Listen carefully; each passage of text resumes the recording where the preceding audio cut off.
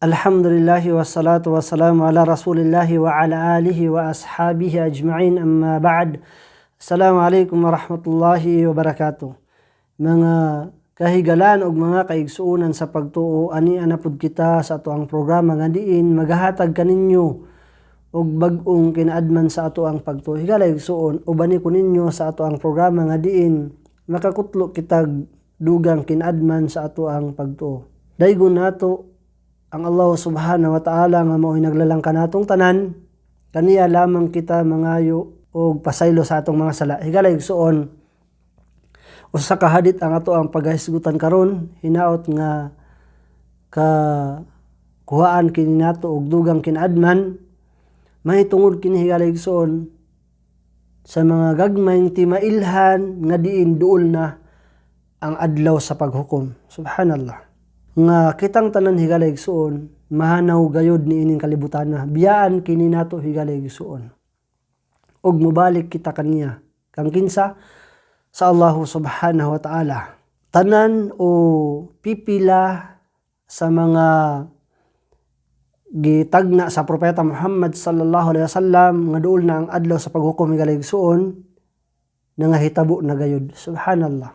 Nag-ingon ang propeta Muhammad sallallahu alaihi wasallam, لا تقوم الساعة حتى تظهر الفتن ويكثر الكذب وتتقارب الأسواق ويتقارب الزمان ويكثر الحرج. قيل وما الحرج؟ قال القتل. Sa pinakaduol nga hubad niini higala igsuon, nag-ingon ang propeta Muhammad sallallahu alaihi wasallam, dili moabot ang pagagunob sa kalibutan o ang adlaw sa paghukom hantod nga mulugwa ang nagkadaiyang mga pagsulay, mga fitna higala igsuon. Allahu Akbar. Ug managhan ang mga bakakon. Allahu Akbar.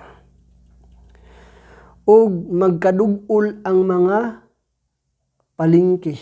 Magkadugol ang mga kining mga market, mga palitanan, no? Magkadugol sila.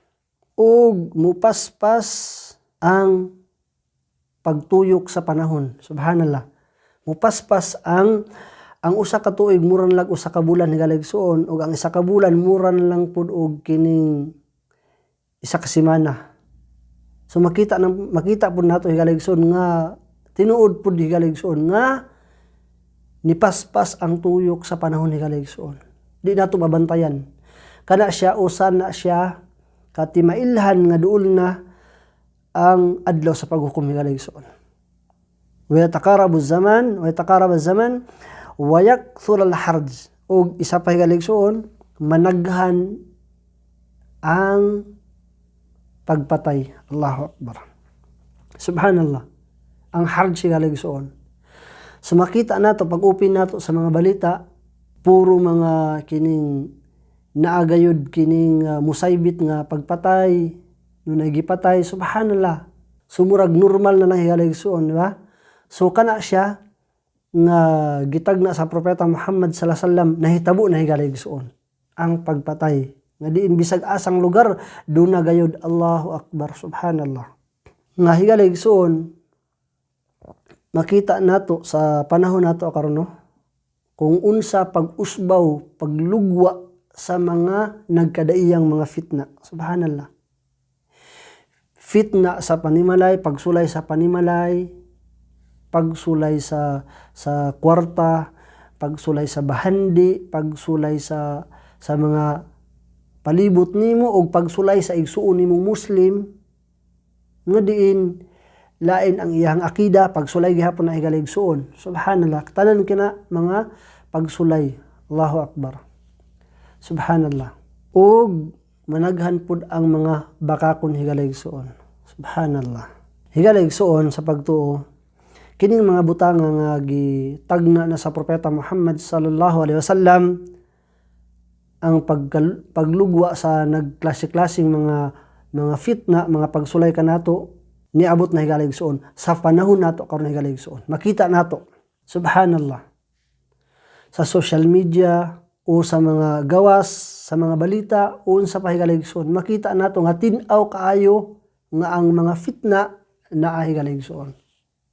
Subhanallah. So nahitabo na ni higaligsuon nga naglugo ang mga nagkaidaiyang mga fitna kanato. Subhanallah. Ug ang pagdaghan sa mga bakakon. Allahu Akbar. Subhanallah higaligsuon. So imbis ang Islam higaligsuon way of life kining kumpletong pagsubmitar ngadto sa kabubuton sa Allah subhanahu wa ta'ala, ang pagpamakak pod gihimo po nilang way of life higaligsuon. Allahu Akbar. Allahu musta'an. Subhanallah. Way of life pod nila. Subhanallah. Pasayloon kita sa Allah subhanahu wa ta'ala.